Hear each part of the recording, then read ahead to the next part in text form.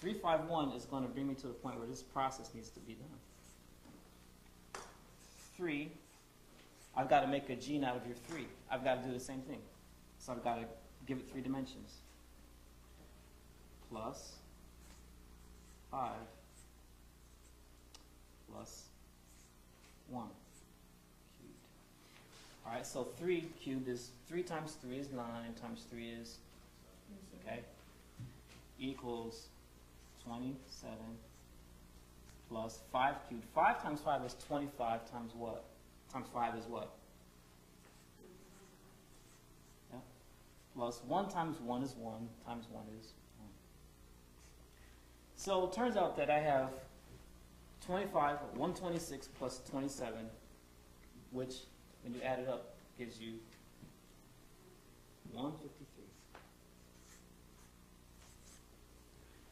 Now, so you can enter into Peter's net and you can enter into the kingdom of God because you have been conformed to the image of God's dear Son. Now, you're blessed because this only took, what, 3 steps? We went from 240 to 72. Now, there may be long steps. Yeah. Each step may... Go ahead. I got 33 when I stopped at the mining. Oh, really? Yeah, before you did the square that. I got 33. Okay, what you do is you take the 3, so that will come to 3 cubed plus 3 cubed. So put the 3 in parentheses and multiply it by 3. What you're going to have is 27 plus 27, right? You see what I'm saying? Because 3 plus 3, watch this, 33.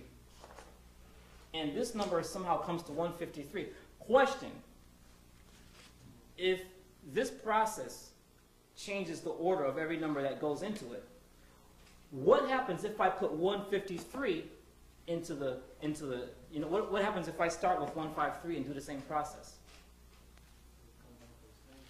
You think so? Does everybody, how many think that it will come to the same? You have strong intuition, Arthur. Maybe that's your prophetic gift working there. I don't know. That's not even fair.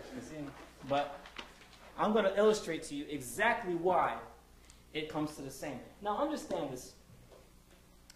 Jesus Christ is perfect. You can do anything to him, and he still remains the same. I think that number has a lot to do with special relativity, okay? For instance, the velocity of light never changes.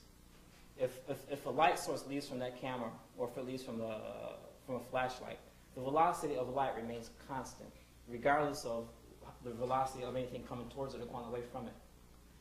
If the velocity of everything else, like if this marker is going to that cabinet at a rate of 10 miles per hour, if it travels for 1 hour, it's going to take it 1 hour to get there. You see what I'm saying? But if the thing is moving towards it, then it's going to, if that cabinet is moving towards the marker at the same rate of speed, then it's going to get there in half the time, right? But light is different. The speed of light somehow adjusts itself to where it travels at the same velocity regardless of the velocity of its object.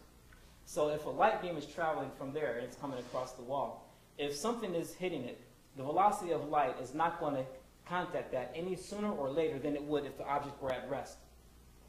Does that make sense? So Vivian, you're standing over here. This magic marker is traveling at you at this rate of speed. If you don't move, it's going to take it a certain amount of time to get there. If you're moving in this direction at the same velocity, then you're going to meet in the middle of the room in half the time. Light never changes. Okay, the velocity of light is constant. It never changes. Never changes. Regardless of the velocity, V-E-L-O-C-I-T-Y. Oh, I'm sorry. All right. Regardless of the velocity of its object. Now, what does this mean? We just got finished saying let 3 or let there be light, right? Is there any kind of spiritual mystery, or why am I wasting your time with this number? Because Jesus, no matter how hard I treat him, no matter how, if I try to run from him, if I crucify him, he still prays, Father, forgive them, for they know not what they do.